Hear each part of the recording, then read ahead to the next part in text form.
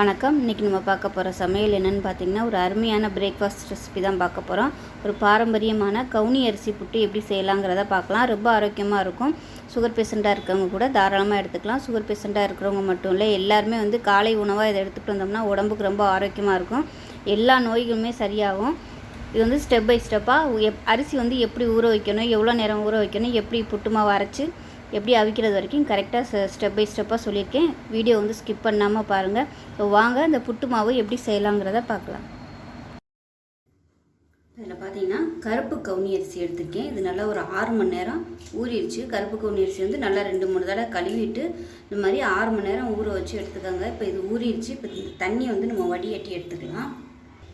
இப்போ பாருங்கள், தண்ணி வடிச்சிட்டேன். இந்த மாதிரி ஜல்லடையில் போட்டுருங்க. நல்லா ஒரு 10 நிமிஷம் நல்லா தண்ணி இல்லாமல் வடியட்டும்.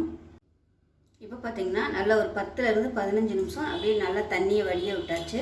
இப்போ இதை எடுத்து ஒரு சுத்தமான துணியில் நம்ம காய விட்டு எடுத்துக்கலாம். அதாவது ரொம்பலாம் ட்ரையாக காய விடக்கூடாது. நம்ம இடியாப்பத்துக்கு எப்படி காய வைப்போம் அது மாதிரி ஃபேனில் கூட நீங்கள் காய விட்டுக்கலாம்.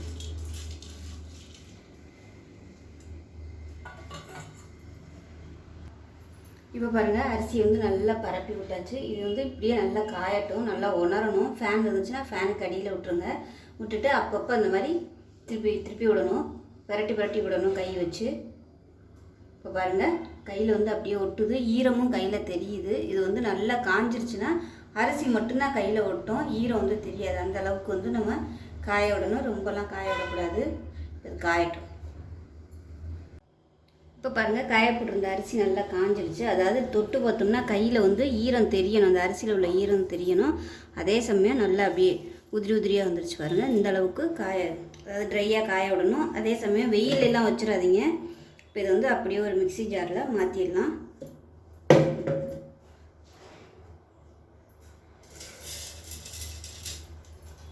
இப்போ மிக்சி ஜாரில் சேர்த்தாச்சு. இப்போ இது அரைச்சிட்டு பார்க்கலாம். இப்போ அரைச்சிட்டு வந்தாச்சு. இப்போ இது நம்ம சளிச்சு எடுத்துக்கலாம். அந்த மாதிரி நல்லா சளிச்சு எடுக்கணும். நல்லா நைஸாகவும் இருக்கணும். இப்போ பாருங்கள், நல்லா 2-3 தடவை நான் போட்டு சளிச்சு எடுத்துட்டேன். இப்போ நல்லா அருமையாக வந்துருச்சு, நல்லா சாஃப்டாக இருக்குது. இப்போ இது நம்ம வறுத்து எடுத்துக்கலாம். இப்போ நல்லா அடிக்கனமான கடாயாக எடுத்துக்கோங்க. கடாயை எடுத்துகிட்டு இந்த மாவு நம்ம அதில் சேர்த்து நல்லா வறுத்துக்கலாம்.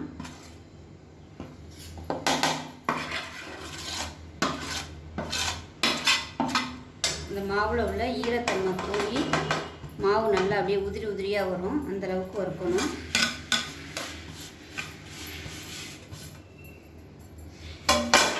அதை நல்லா வறுத்துக்கலாம். இப்போ பார்த்திங்கன்னா மாவு ஹார்டாக இருக்கும். அந்த ஈரத்தன்மை போயிடுச்சுன்னா நல்லா அப்படியே கோல மாவு மாதிரி அப்படியே சலசலன்னு வந்துடும். அந்த மாதிரி வறுக்கணும். மீடியமான ஃப்ளேமில் வறுத்துக்கலாம். இப்போ பார்த்திங்கன்னா மாவு நல்லா வறுபட்டுருச்சு பாருங்கள். இருந்ததுக்கும் இப்போ இருந்ததுக்கும் பாருங்கள், மாவு அப்படியே உதிரியாக உழுகுது பாருங்கள் கரண்டியில். அந்த ஈரம் இருக்கிறதுனால வெயிட்டாக இருக்கும். இப்போ நல்லா அப்படியே உதிரியாக நல்லா லேசாக வந்துருச்சு. நம்ம கிளறதுக்கும் நல்லாயிருக்கும். இப்போ அமர்த்திடலாம். அவ்வளோதான், நமக்கு இப்போ புட்டு மாவு ரெடி ஆயிடுச்சு. கவுனி அரிசி புட்டு மாவு. இப்போ இந்த வறுத்த மாவுலேருந்து கொஞ்சமாக எடுத்துக்கிறேன். எவ்வளோ தேவையோ நீங்கள் அதுக்கு தகுந்த மாதிரி எடுத்துக்கோங்க. நான் ஒரு 3 புளிக்கரண்டி அளவுக்கு எடுத்திருக்கேன். நம்ம தண்ணி ஊற்றி பிசையும் போது கொஞ்சம் கூட வரும். இதை நீங்கள் கொஞ்சமான அளவுகள் செஞ்சு காமிச்சிருக்கேன். இதுவே நீங்கள் நிறைய பண்ணுறதா இருந்தால் 1 கிலோ அளவு எடுத்திங்கன்னா மிஷின்லேயே கொடுத்து அரைச்சிக்கோங்க. அரைச்சிட்டு இந்த மாதிரி வறுத்து எடுத்துக்கணும். எடுத்துகிட்டு நீங்கள் ஃப்ரிட்ஜில் ஒரு ஸ்டோர் பண்ணிங்கன்னா உங்களுக்கு தாராளமாக 6 மாதம் வரைக்கும் மாவு சூப்பராக இருக்கும். நம்ம ஹெல்த்தியாகவும் இருக்கும். சாயந்தரம் நேரம் பிள்ளைங்களுக்கு புட்டு செஞ்சு கொடுக்குறதுக்கு ரொம்பவே ஈஸியாகவும் இருக்கும். ரொம்ப ஆரோக்கியமாகவும் இருக்கும். தண்ணி ஊற்றி இப்போ செஞ்சுக்கலாம். இப்போ இந்த மாவோட ஒரு 2 டேபிள் ஸ்பூன் அரிசி மாவு சேர்த்துக்கலாம். கடையில் விற்கிற அரிசி மாவு தான் சேர்த்துருக்கேன். நீங்கள் வீட்டில் இடியாப்ப மாவு வச்சுருந்தீங்கன்னா அது கூட சேர்த்துக்கலாம். ஏன்னா கவுனி அரிசி கொஞ்சம் வளவளப்பு அதிகமாக இருக்கும். அதுக்காக நம்ம அரிசி மாவு சேர்த்து பண்ணும்போது நல்லாயிருக்கும். நீங்கள் ஹெல்த்தியாக பண்ணணும் அப்படின்னு நினச்சிங்கன்னா இந்த அரிசி சாதாரண அரிசி மாவு பதிலாக சிறுதானியங்கள் இருக்கும் பார்த்தீங்களா, அந்த அரிசி மாவு கூட நீங்கள் பொடி பண்ணி வச்சுருந்தீங்கன்னா அது கூட சேர்த்துக்கலாம். இதில் கவுனி அரிசி தான் அதிகமாக இருக்குது. நம்ம சேர்த்துருக்க அரிசி மாவு கம்மி தான், அதனால் ஒன்றும் பிரச்சனை இல்லை. இது தண்ணி ஊற்றி நம்ம பிசைஞ்சு புட்டுக்கு எப்படி நம்ம பிசைவோமோ அது மாதிரி பிசைஞ்சுக்கலாம். இப்போ இதுக்கு தேவையான உப்பு சேர்த்துக்கலாம். இப்போ இதில் கொஞ்சம் கொஞ்சமாக தண்ணி தெளித்து பிசைஞ்சுக்கலாம்.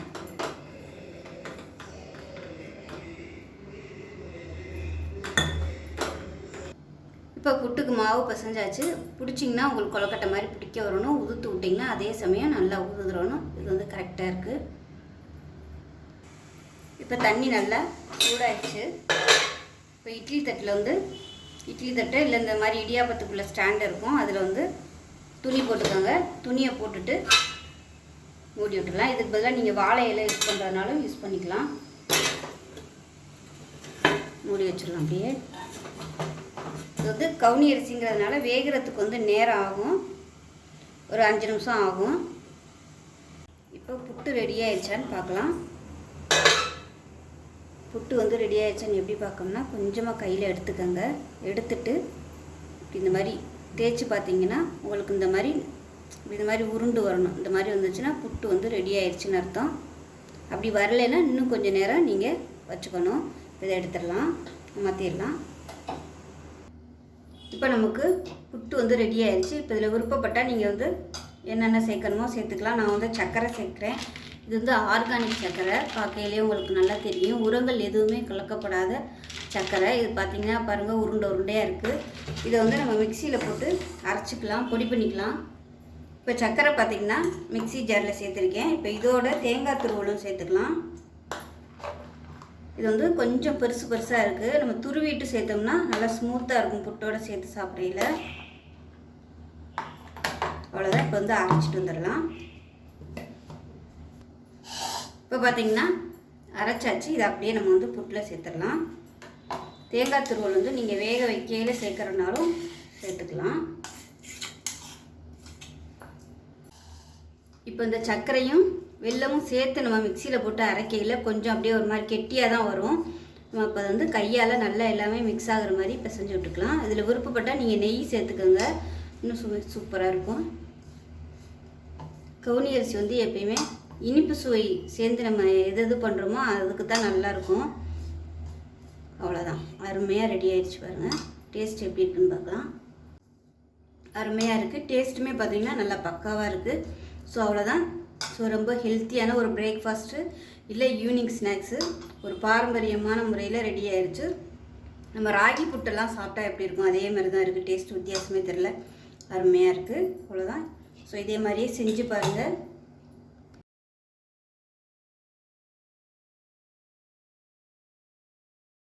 பாருங்கள், நல்லா அருமையாக வந்துருச்சு, சூப்பராக இருக்கும்.